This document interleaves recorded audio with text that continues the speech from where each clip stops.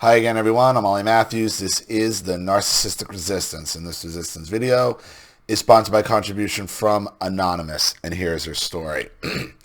Hi, Ollie. I just want to say that I appreciate you for everything you do. I've been watching your channel for about 3 years now, and it's educated me on narcs and how they operate. Your videos resonated with me, but I refused to believe for the longest time that my mom could be a narcissist. I used to make excuses for her. I figured that she treated me the way she did because she was incredibly stressed out from having 2 children with mental health problems. These days, I realize there's no excuse for the things she did. Any kind of nurturing, empathetic mother would have handled everything a lot differently. It's to the point where I can't deny it, and even my father admits that my mother could very well be a narcissist. This is my story on how my mother wrongly dealt with her and her 2 mentally ill kids. Also, I'd like to remain anonymous. My brother and I have struggled with our mental health for the majority of our lives. We both have attention deficit disorder and high anxiety. We've been severely depressed throughout our teens and 20s. He struggles with OCD and anger issues, and I've struggled with anorexia since I was 11 years old. I know that my brother and I inherited our high anxiety from our mother. When I look back at my early childhood, it makes perfect sense. She would scream and pull her hair out over the tiniest mishaps, spilled juice, ripped shirts, accidentally broken objects. Yep, same as my mother. And, I have just as an unhealthy relationship with food where, I just I don't starve, I gorge.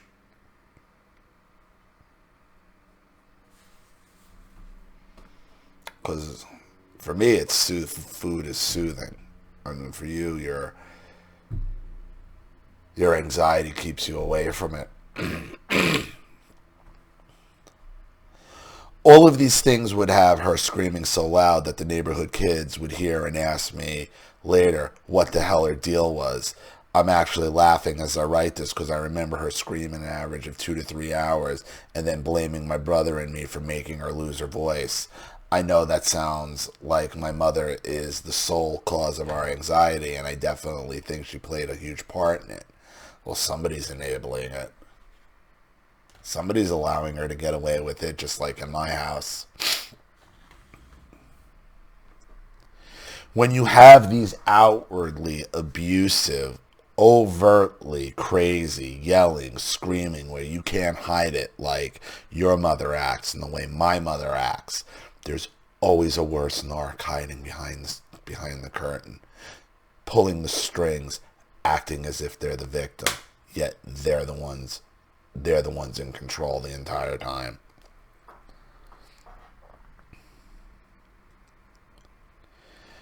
When everything was going smoothly, when everyone was behaving and getting good grades, she was the sweetest. But if anyone stepped even a little bit out of line, we could expect a 2 to 3 hour screaming session from her. I don't know about my brother, but I grew up terrified to make mistakes. Whether I was in school or in the workplace, I always expected someone to raise their voice at me if I slipped up just a little bit. I always expected to get hurt, get hit. When my brother reached puberty, he started experiencing severe panic attacks. He would also get verbally and sometimes physically abusive. We used to play video games together and have fun, but then he'd start screaming and throwing the controller at me for not playing the game right. My mother was not very sympathetic towards him. When he was having a fit, she would have a fit right back at him. It had turned into an all-out screaming match. He was put on all kinds of antidepressants. They would seem to work for a while, then his symptoms would come back at full force and he would switch to a new medication. Our mother never seemed to understand that he couldn't control his behavior. She would treat him as if he was being difficult just to be difficult, or she was triggering him the entire time. Similar things happened to me when I turned 11 and started starving myself. I had body image issues due to my mother and brother's constant berating of the way I looked and how much I ate. I would intentionally eat very little in front of them to prove I wasn't a pig, as they'd always call me. When I lost 15 pounds, I was praised and rewarded with new clothes. When I lost 15 more pounds and became underweight, I was constantly yelled at and punished. Even when I was bribed and threatened to eat, I wouldn't, because my eating disorder was the only thing that gave me a sense of control and pride. Exactly. I was going to say, it's all about control. Food is about control. I can use it to soothe myself and be in control, and you cannot eat it in order to be in control. I was put in a mental hospital for 3 months and was heavily medicated the entire time. The therapist had a hard time trying to figure me out because I was so drugged. I didn't have any feelings or emotions to articulate to them. Family therapy was the worst because my mother would take over the entire conversation and would, of course, obviously make it about her and how hard she had it. Poor fucking baby. She made me feel ashamed of the fact that I had an eating disorder. She treated it like it was a crazy person's disease, and she would say things like, I never in my life thought I would have a daughter with anorexia. She made me feel embarrassed to have a disorder, yet she told everyone about it against my wishes. I was extremely upset and humiliated because I thought that everyone would view me as insane from then on. One memory always stuck with me. I remember reaching into the mailbox and finding a sympathy card from our church addressed to my mother, not our family, just to my mother. It read, we're all thinking of you and praying for you in your time of need.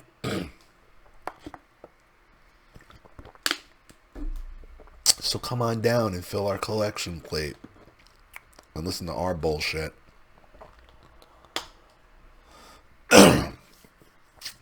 I was hurt and upset for 2 reasons. 1, she even told everyone at the church, and 2, aren't I the one with the illness? Things didn't improve over the next few years. My brother's condition was worsening, and I relapsed when I was 14. I was put back in the facility via police car because I was resisting to go. As I said, my anorexia was the only thing that gave me a sense of power, and I'd be damned if anyone took it away from me. This time, my dad was more involved. Gee. That's like, other than you mentioning at the beginning that she might be he might be a narcissist, he is very suspiciously left out of this story. Okay, where is he as she's flying off the fucking handle at every goddamn drop of the hat? I'll tell you where he is. He's hiding behind playing the victim himself. Right? Letting his daughter and his son be abused by this monster.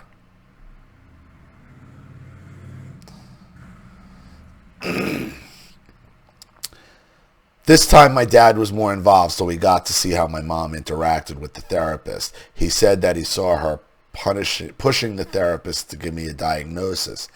He remembers her saying, just tell me what's wrong with her. She's not normal. Tell me what's wrong with her so I could use it, so she could use your diagnosis as a weapon against you. That's when the therapist diagnosed me with Asperger's syndrome. See, and here's the thing, like with the Asperger's and all that ADHD, it's all a reaction to narcissistic upbringing. It's all a reaction to, it's a protection method. Asperger's and these things most times are protection techniques to fend off the narcissist. That's what they are.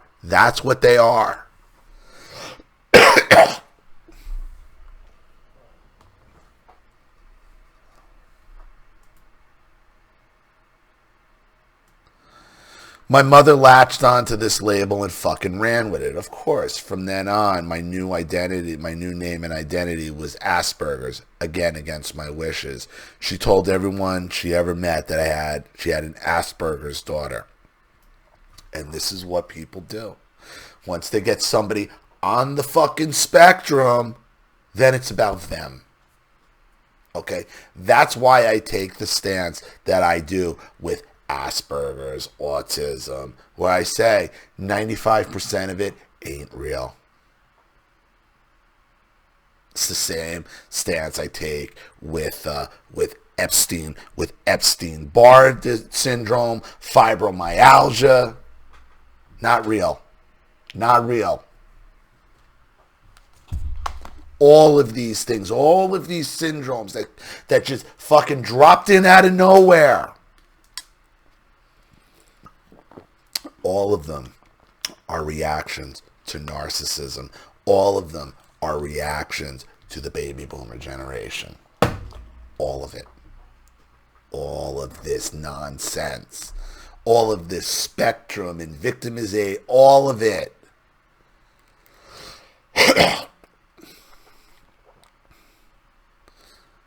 I'm assuming you got two baby boomers, because this is baby boomer. This is how being raised by baby boomers are. One's abusive, the other don't give a fuck. What is she diagnosed with? What is it I can turn and use against her? Use against her to institutionalize her and then make me the victim. Oh, my child on the spectrum.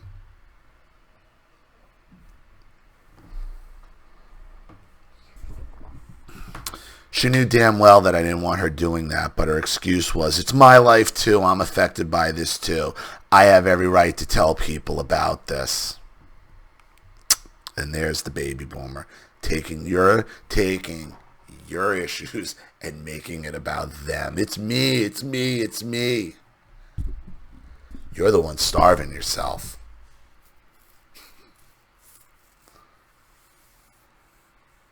The levels of self-destruction that we go through in order to gain some modicum of control over these baby boomers that raised us. Me, me, me, me, me, me, me. Me, me, me, and they don't fucking stop. No boundaries, no respect. What's hilarious to me is that whenever I would tell my friends and cousins some not so flattering things about my mother, she would just hear about it. She would hear about it. She'd just yell at me. I don't want you telling other people our personal business. Exactly. Exactly. Which is why my mother would always freak out when I was at a friend's, because she was obsessed with me telling somebody what was actually going on in that house. Terrified of it. She actually believed nobody could see through her crazy. She actually believed that. She honestly believed it in her head. That she had everybody fooled. That she was running the same scam as Virginia. Okay? Oh. That woman. Fucking lunatic. What a lunatic.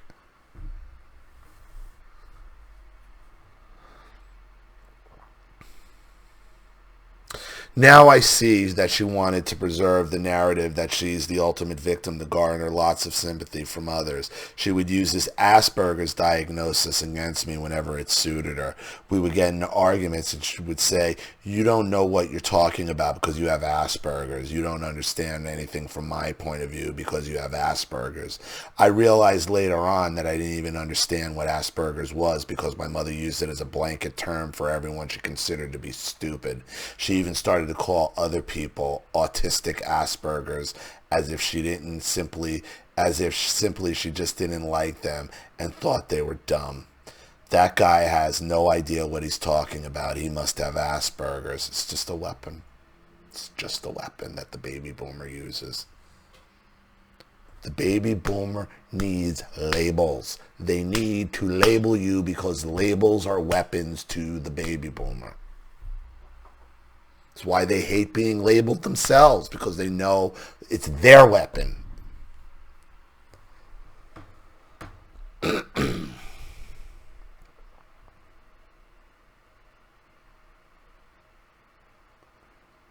She didn't have a damn clue about what it meant to have Asperger's, and neither did I at the time. I remember taking an online test to figure out if I really had Asperger's or not. You had to score a 32 or higher to be considered on the autism spectrum, and I only scored a 12. I showed the results to my mother, and of course it didn't mean anything to her. She got an official diagnosis from a quack-ass therapist who knew nothing about me, and that's all she needed. That's all she was looking for. My brother and I continued to be heavily medicated to the point where it was difficult to function in our day-to-day lives. I was struggling a lot in school and was uncharacteristically acting out. I was mouthy, got into fights at school. I was skipping school and was even stealing. My brother was even worse. He would break furniture, punch holes in walls, and he would break down crying a lot. My mother never knew how to diffuse his tantrums. All she would do was scream, "What's wrong with you? You're insane. You're horrible to be around. I can't handle this." In the meantime, she's loving it. She's loving it. This only fueled my brother's anger, and he would scream back at her just as loudly. At one point, this would happen every day. I had trouble coping, so I began to secretly self-harm. One night, I overheard my mother telling my father that she didn't love my brother at all. She even said, word for word, if he were to enlist in the army, I would not miss him or worry about him at all. She means it, too. She definitely means it. Even though my brother and I never got along, my heart ached for him, and I lost all the love and respect I had for my mother. Normally, when my mother was angry and yelling at me, I'd immediately lower my head and submit to her like a golden retriever. But I was mad at hell, and I was more than willing to retaliate. Why did you need to retaliate? This is my point about your father. Okay? Baby boomer, cuck, coward that he is. What father could stand there and listen to his wife telling, I don't care if your son disappears, dies, whatever. He's your problem. He's your problem because he's allowing it.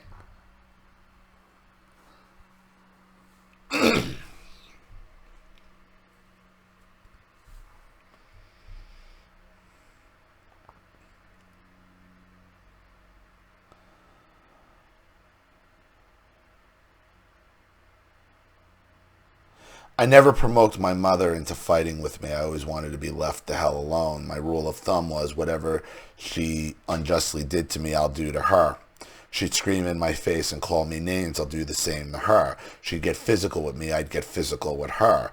I remember one incident where she grabbed me by my hair and started beating the back of my neck with her fist. I kneed her in the ribs, literally as a knee-jerk reaction, and she acted like she was going to die. I remember her over-dramatic ass wheezing and crying out. My mother, when I would have to defend myself and block her off, then she would like, oh, can't you see that I'm an old lady? Oh, I would get the bat, Mike. Get the bat, Michael. He's out of control. Yeah, precious, I'm still never going to let it go. Never. Never. Get the bat. Can't you see I'm an old lady? You don't do this to someone as old and feeble as me. Right, but you weren't too old and feeble to take on a young athletic girl who's taller than you, eh? I don't deny that I could have really hurt her and damaged her ribs, but she didn't attack me anymore after that incident, so I have zero regrets. What's interesting about me fighting her back was that she began to call these moments Asperger's meltdowns. And Asperger meltdowns is when someone who actually has Asperger's feels overwhelmed and overstimulated to the point they can't control their emotions and start breaking down. Me refusing to take my mother's crap was what she believed to be an Asperger's meltdown. She used the term quite often. I would even overhear her tell people on the phone, so-and-so just had an Asperger's meltdown and I'm exhausted. Because it's about victimization for her. She would make sure to dramatize the situations as much as possible. She would tell my dad about my supposed meltdowns, and he would believe her because he wasn't around to see what actually went down. Bullshit. You telling me she's hiding all this aggression from him except when he's around? Bullshit. Bullshit. This is what I'm telling you. Your father is the problem. He used to always go by what my mother said and was very unaware of how manipulative and toxic she was as a person. He believed her to be this poor, exhausted mother who's in way over her head because that's the image she wanted to portray to everyone. Again, bullshit. Bullshit. He knew exactly who and what she is. Okay, he's only playing stupid. He's only playing on your side now is because she's run out of targets, obviously. So now he's feeling the brunt. There's actually a lot more to talk about, but this letter is getting too long already, so I'll start wrapping this up. Fast forward to when I turned 18. I took myself off all my antidepressants and relapsed in my eating disorder once again. My weight dropped rapidly from 154 to 112 pounds, which is very low for my height. I was no longer living with my mother, so I had the freedom to immerse myself in my anorexia. For once in so long, I felt completely at peace. I was so malnourished, I felt completely numb, and I was floating through life. It was like being on drugs. It was fun until my early 20s when my health was suffering severely. I sought out proper treatment by myself. I chose not to medicate myself and got myself on a proper therapist who was able to confirm that I was not autistic and that my mother was indeed in the wrong most of the time. The person who helped me the most is my amazing father. He's only being amazing now because it benefits him. Because you're not there and your brother's not there to take the abuse. He let you get abused by this woman for decades. For decades. You're buying the same bullshit about him that you believed about your mother. That image your mother was putting as the same. He's doing the same thing. He's able to hide it better because he doesn't scream and yell about it. He's the problem. He's the problem.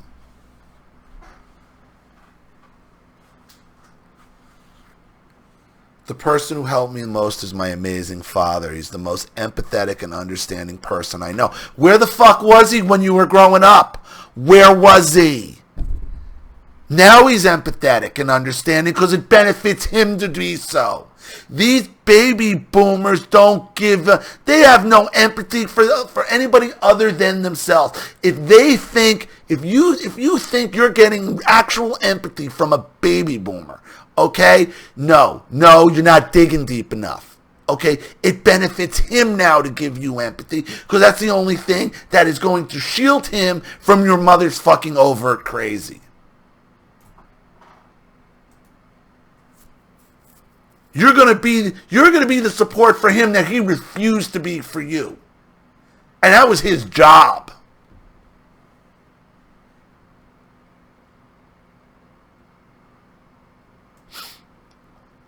He was able to see me for who I was, not a complete hopeless mental case, but someone who was hurting a lot and someone who needed someone to help build me up when I was down.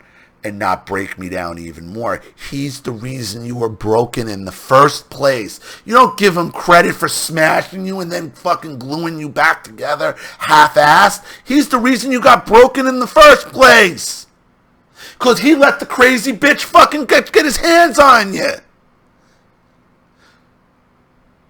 Why? Because it saved him probably 2 decades of having his fucking balls broken to the extent that they get broken now, that now he's going to show you empathy and remorse. It's bullshit. It's bullshit. Don't buy his bullshit.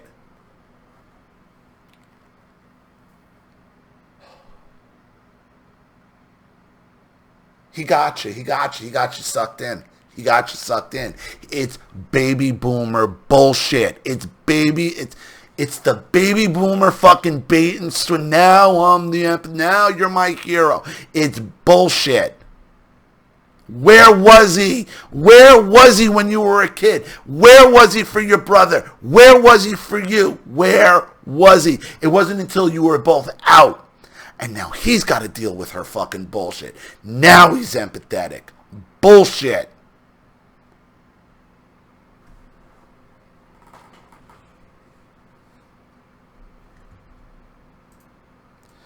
I hate to admit it, but I'm very emotionally dependent on him because I believe he's the only person in the world who loves me unconditionally. Oh,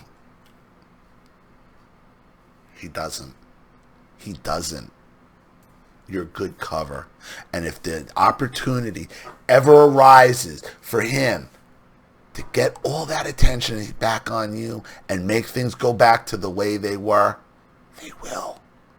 He will. You're fooling yourself. He's the one who's to blame for all of this because he allowed it to happen.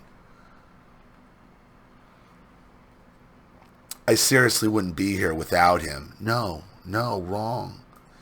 You moved out and you got yourself off medication and you went and you got help on your own without him. You did it. You did it. Stop fucking these fucking baby boomers make you think, God damn it, will you realize what you did for yourself here? And now you want to say you wouldn't be here without him? That's fucking bullshit.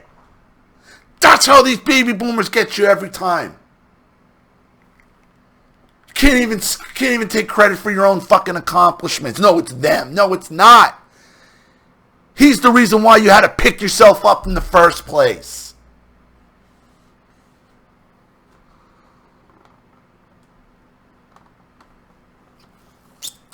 He even admitted that he didn't see what a toxic person my mother was until after they divorced. Oh, now they're divorced. Oh, it still benefits him.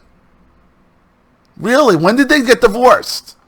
When did they get divorced? Before or after you moved out? So what? They got divorced after so he gets away from her after you guys are out. Right? After he has no other choice. Gets himself out. Didn't get his kids out. Got himself out. Now he's your emotional support. And you want to buy that. Because now he doesn't even have her to... You're being used. You're being used. He told me stories of how he witnessed her constantly telling people intimate details of me and my brother's issue. So why didn't he do something about it then? Why did he believe her when she would tell you all these stories then? He was able to see how much of an attention seeker she was. I'm doing relatively well, but I don't think I could say the same for my brother. He lives completely alone and has been alone for a long time. He's a hoarder and still on his medications. I think they've fried his brain because he seems to have lost the motivation to live a proper life. He hardly communicates with anyone, and whenever I see him in person, he acts like I'm a stranger. Because you're still hanging around your father, that's why. That's why. Because you're still around your father. You're fooling yourself. He can barely make eye contact with me. My heart aches for him, but I don't know how to help. He distances himself from me whenever I try to talk to him at all. I can only hope that one day he'll be ready to talk things through, and I'll be there when he is. As for my mother, I hardly speak to her, and I prefer to keep it that way. It seems that she prefers to keep it that way as well. Oh, in case you were wondering, my mother is indeed a baby boomer. I already knew that. I already knew that from the behavior. You didn't have to wait till the last line of the letter to tell me that. Thank you for taking the time to read my story, and hopefully this can resonate with some people. Look. This is a tough pill for you to swallow, Anonymous. Okay? But you've gone this far. Okay? It's time to accept the reality for what it is. Okay? Your father was pulling the strings the entire time. He did nothing for you. Nothing for you for decades. Until you and your brother were gone. And then he saved himself. And now he's going to be empathetic. Now he's going to be supportive. Now that he's alone. Bullshit. This is why your brother doesn't make eye contact with you. This is why your brother is still fucked up.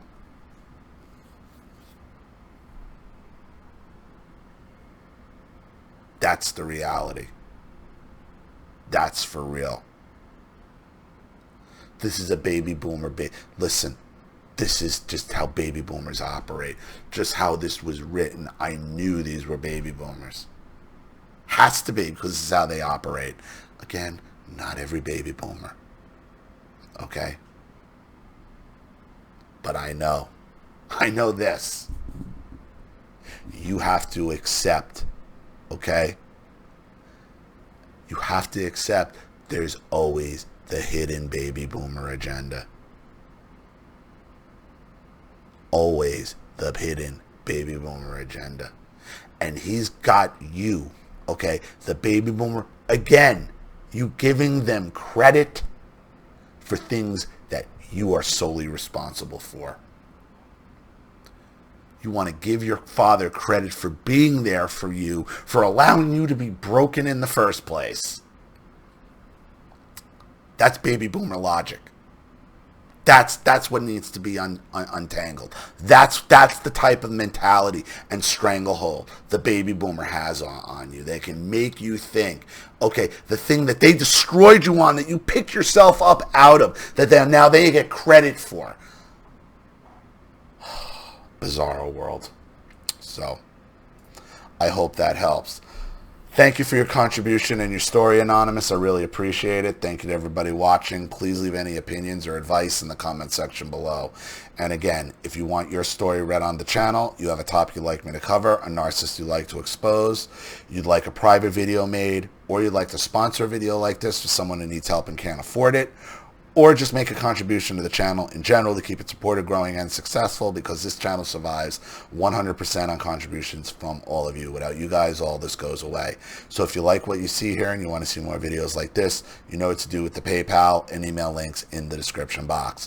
Also, please like and share this video wherever you can. Subscribe to my channel if you haven't, and be sure to click the subscription bell to be notified of all my video uploads. I'm Ollie Matthews. This has been the Narcissistic Resistance. Take care.